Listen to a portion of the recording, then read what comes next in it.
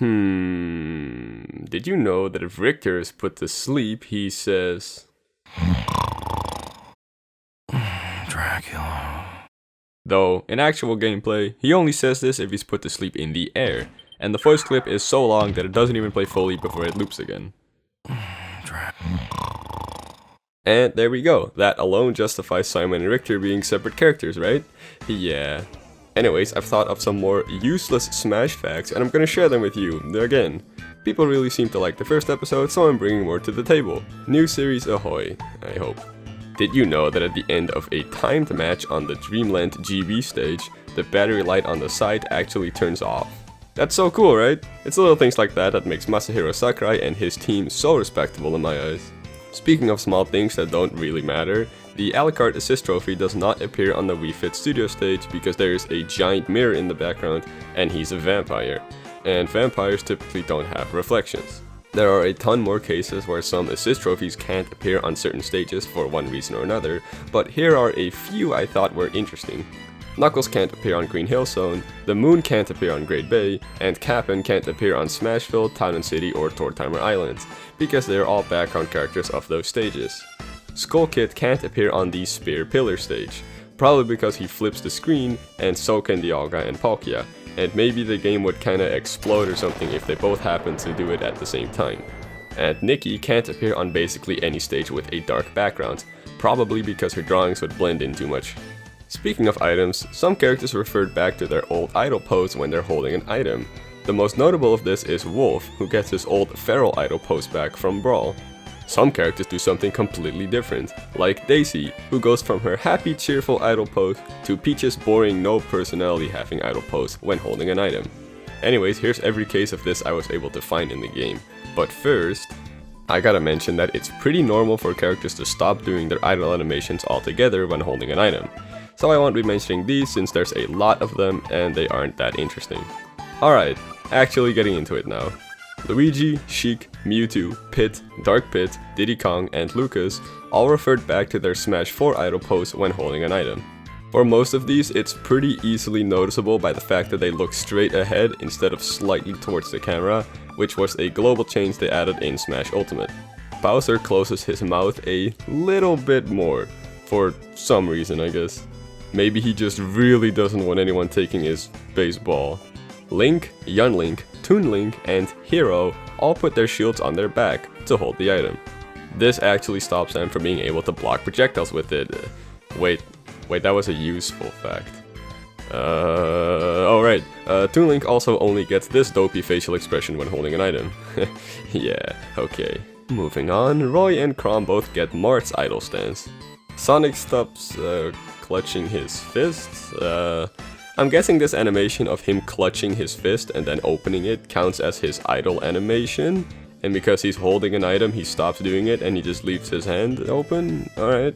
Mega Man stops looking forward with his pupils and just remains completely stationary. And I love it. Okay, his hand moves a tiny bit, whatever. Palutena stops putting her arm through her shield strap? What?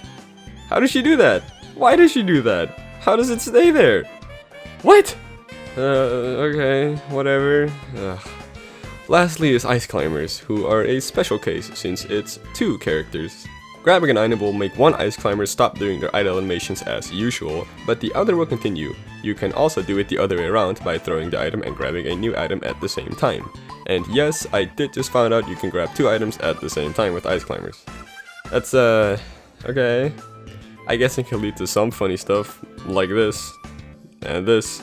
Joker is the only character with more than one victory theme. On to the next battle!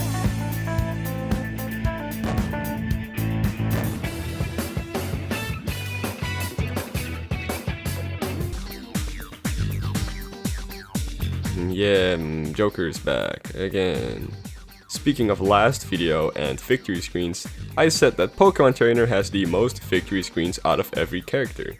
However, someone had to comment on that video saying that it's actually Dr. Mario who has the most victory screens, since in one of them he throws 2 pills and then grabs another 2. Each pill consists of two parts, a solid part that's either red, blue, or yellow, and a see-through part that's either red, blue, or yellow. It's always completely random. So that makes for 9 different combinations each pill he grabs can have, which means that I'm awful at math. Luckily, my brother has a lot of smart people in his friend's Discord server, so he asked them.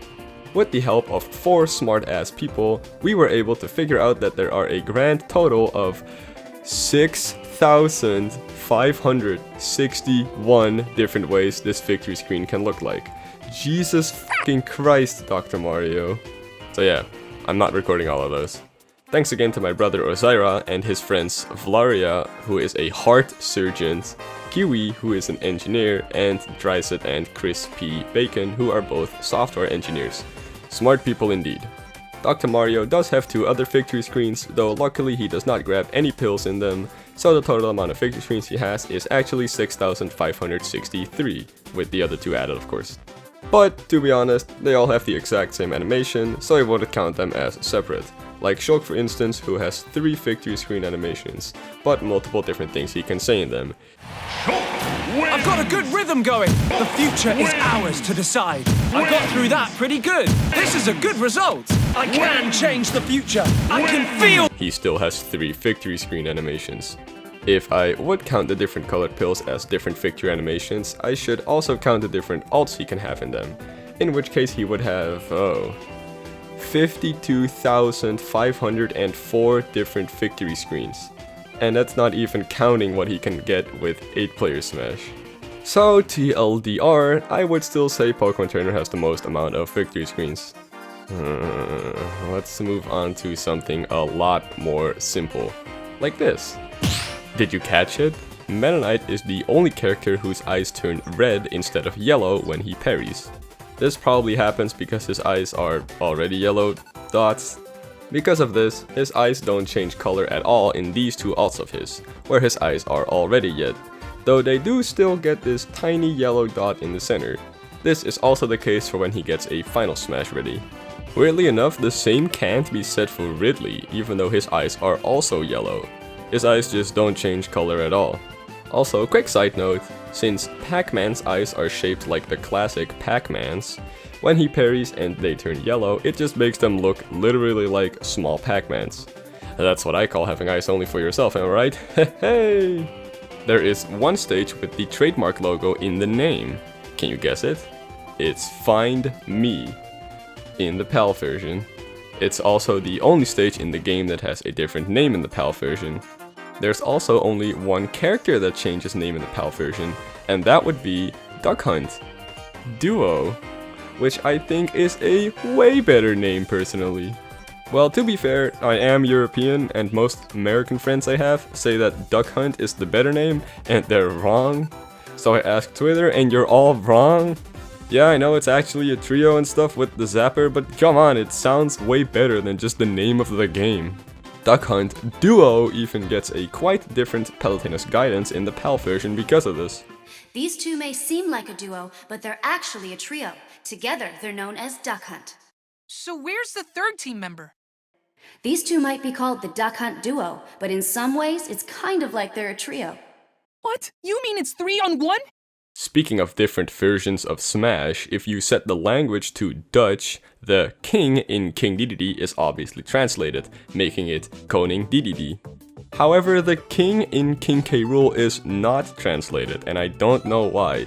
It's not like Koning K. Rool sounds weird to Dutch people. There's also no real translation for the words brawler and gunner in Dutch, so the Mies are called Me Boxer, which means boxer, and Me Gunner is called Me Cyborg? Okay.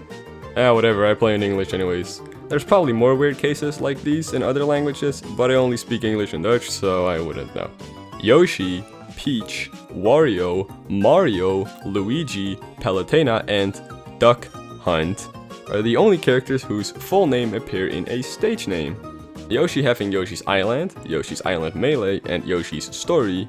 Peach having Peach's Castle and Princess Peach's Castle, that's a dumb name difference. Wario has WarioWare Inc. Mario has Mario Bros, Paper Mario, Mario Galaxy, Mario Circuit, and Super Mario Maker. Damn, bro. Luigi has Luigi's Mansion, Palutena has Palutena's Temple, and Duck Hunt has, Duck Hunt. I again teased Twitter with this and nobody got it right. For the first 2 hours, because exactly 2 hours later someone got it right. Immediately followed by a bunch of other people.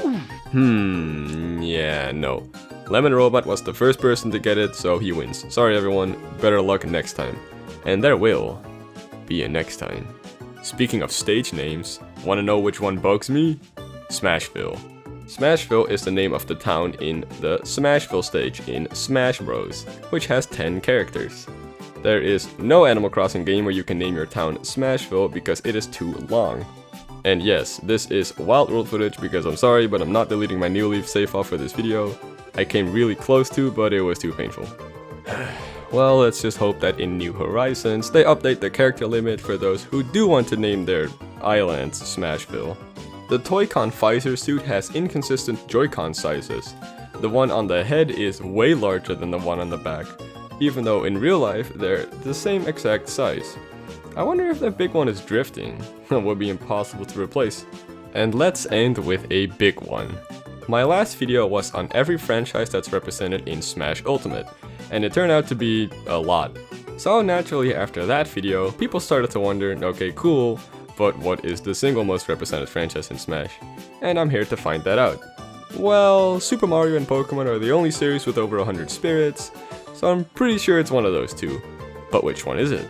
So let's see. Super Mario has 9 fighters, 18 stages, 106 pieces of music, 15 Mii costumes, 19 items, 5 assist trophies, and 137 spirits, which makes for a total of 309 things in the game that represent Super Mario.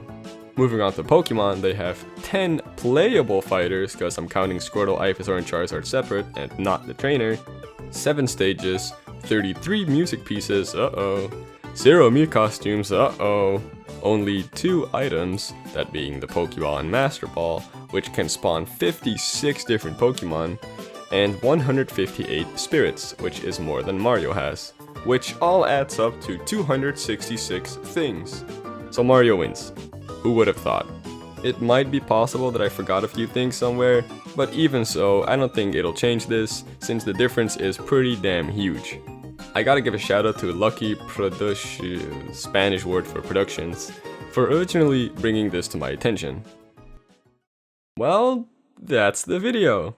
Thanks for watching. I'm really hoping to turn this into a series, because I do seriously love this stuff. If you have any useless facts, let me know in the comments, or let me know if anything I said in this video was wrong. Regardless, I had a ton of fun making this video and I can't wait to make the next part. Oh, and by the way, in case you missed part 1, it's right there above Dr. Mario. See you later and have a great day.